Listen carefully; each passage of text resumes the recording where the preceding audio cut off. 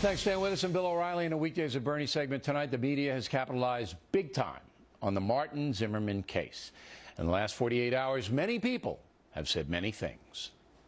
I think this is, for many Americans, George, just another piece of evidence of the incontrovertible contempt that this nation often shows and displays for black men.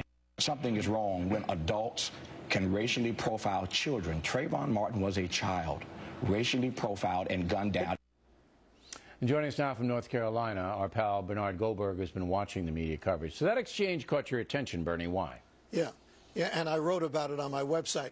What caught my attention and what bothers me as a journalist, not as a commentator with opinions, but as a newsman, is that George Stephanopoulos sat there like a potted plant and didn't do anything that even resembles challenging what Travis Smiley said. Now, you know, Stephanopoulos, who was practicing good racial manners, could have easily said, you know, every weekend in Chicago, those people aren't getting killed by the Ku Klux Klan. They're getting killed by other black people. Black thugs are killing black people. So if you want to talk about contempt that people have for black men, you know, the most contempt that people have for black men are other black men who have contempt. And then the second thing is that on Face the Nation with Bob Schieffer, the head of the NAACP, Ben Jealous, said, too many people in our country use color as grounds for suspicion. He's absolutely right. But Bob Schieffer, who's also practicing good racial manners, could have said, well, isn't it possible, Mr. Jealous, that the reason that this suspicion based on color is because, I'm sorry to say this, black men commit a disproportionate amount of crime in this country. But no, he couldn't say it because if you're white, you don't say anything like that to a black person because you might get called names. Then just a few minutes ago on this program, Jacques de Graaf, the Reverend Jacques de Graaf, says black children are in danger. And you're the only one who said, yeah, they're in danger. They're in danger because other black children are hurting them and killing them. 92% of all the black people in this country who get killed are killed by other black people. But we are being led to believe that it's hunting season on black people. And I think the way journalists, most of them, have been treating this is a soft kind of liberal racism. I think it's fear. I just think it's flat out, they're just afraid.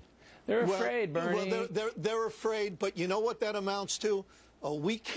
We have to treat black civil rights leaders like hothouse flowers. But it's always been that way. It's always been that way. The race hustlers, the people who exploit it. It's a kind of liberal racism. It's a kind of liberal racism. But it's more than that, and I want people to understand this. It's bad business for establishment journalists to get on the wrong side of the minority community. It's simply bad for them to do it. So they're not going to do it. That's what the no-spin zone is all about. Then fine. Then I'm going to say things that you're not supposed to say out loud and that you're not supposed to say in public.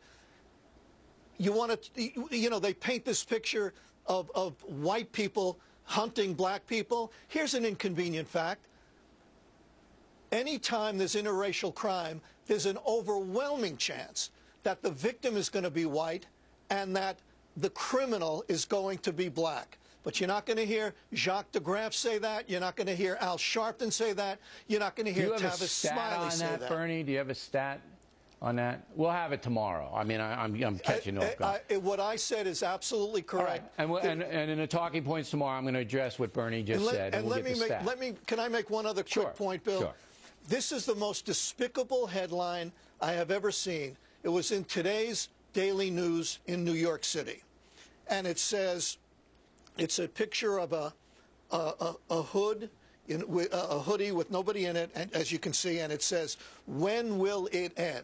Feeding into the narrative, feeding into the damn narrative that white people are out there hunting down black people, that it's still 1955 in Mississippi. And then they have a whole list of innocent black people who were killed by white people. The first name is Emmett Till.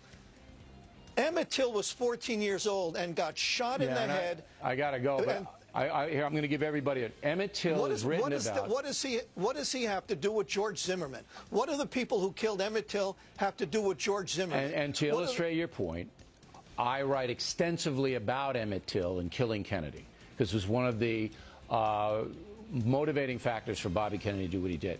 So I got to go, but if you want to know about Emmett Till and what Bernie is saying, pick up Killing Kennedy, the big chapter there on Emmett Till.